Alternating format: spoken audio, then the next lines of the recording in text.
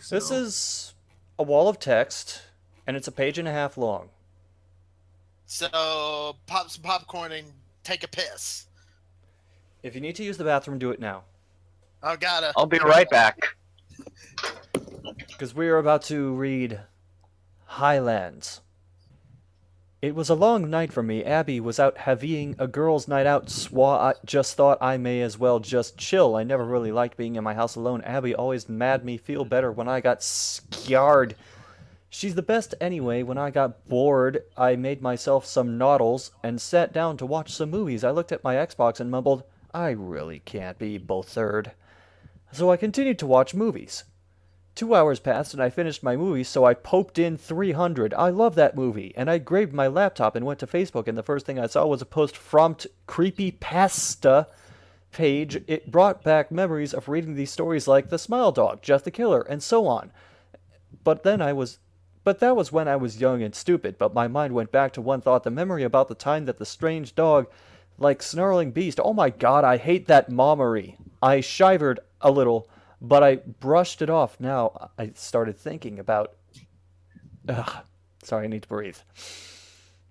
As you can probably tell, there aren't very many periods in this.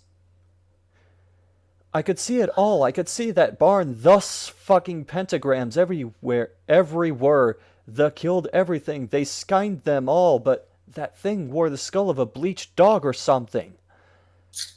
No, wait, there was no way that it wore it. The eyes were still there, so how did it see me? What the fuck was it?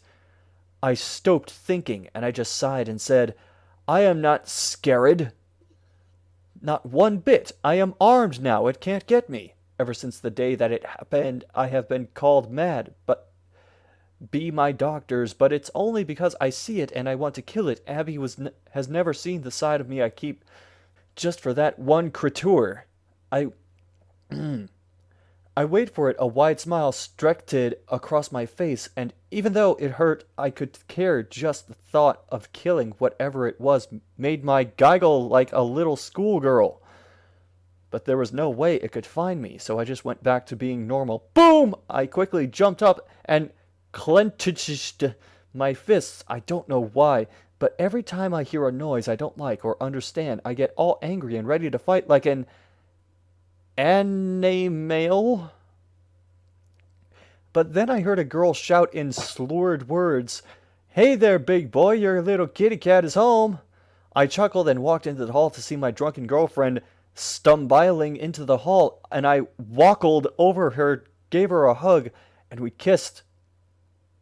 Then I picked her up and carried her into the living room, and I put her on the sofa, and I sat down at the other end. She lay down, lay her head on my lap. I petted her and played with her hair, and she every so often beconed me down so I could kiss. But then I said, Why don't you go to bed, sweetie? She looked at me and said, Only if you come, Cammy.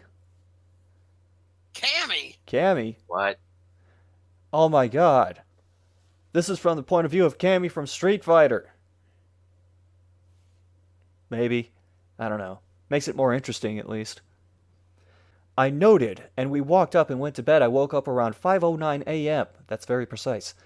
I could not sleep, so I kissed Abby's cheek and walked off into the house, and I started to smile and laugh. That was not normal, and I Skyped up and down my halls. And I know why I never act like that unless something is watching me, not someone, something. I then gently said, Why do you watch me? You had your chance all those years ago. If you want me, don't watch me. Then my voice went weird. It was demonic and evil. I just said 3 words. That's all those words were. Come get me. The room went dark. The only thing that lit the room was the moon. I ran upstairs, and I ran into my bedroom, looked at Abby, gave her one last kiss, and I said, I love you, Abby. Then I went back down into the back room of my house, and I got all my old rugby gear and semi-padded shirt, and I went into an old chest I had, and there it was, my family's old sword. Me being a true-blooded Scotsman. I came from the background of the Highlanders.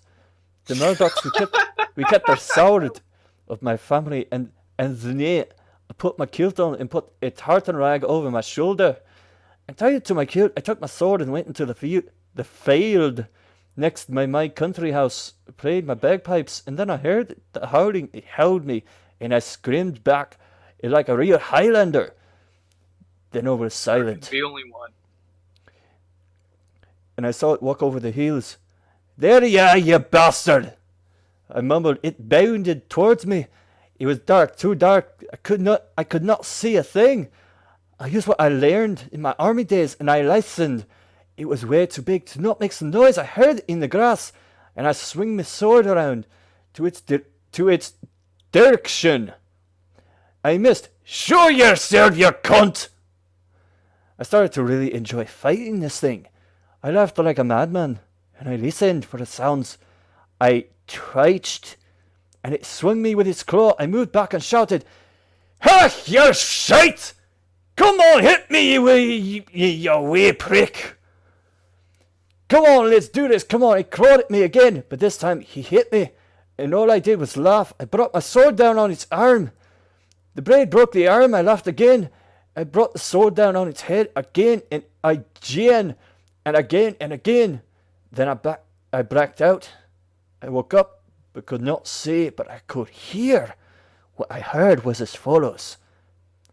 Right, let me get this. So this guy just simply went out to the farmer's field and just botchered a framer. Well, yeah, that's what happened. It was silent, and all I did was lay there. They said he has lost it, and all I did was laugh. This is the note found in the room of escaped mental convict Cameron Moss Rordock.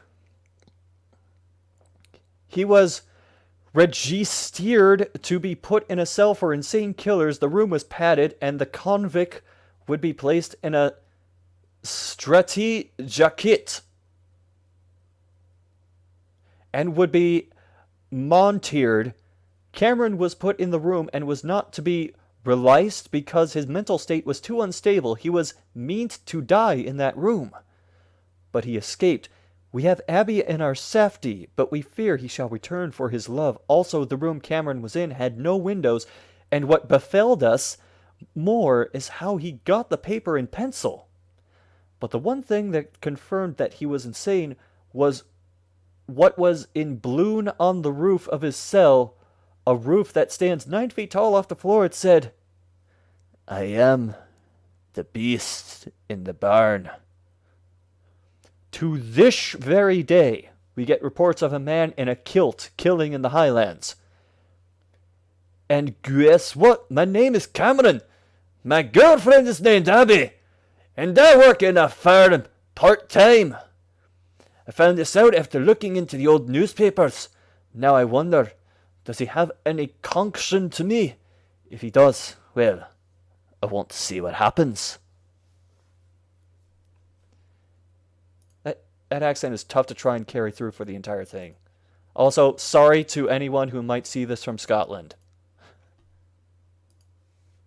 Scottish heritage, you know? I am Scottish, but that doesn't count for much.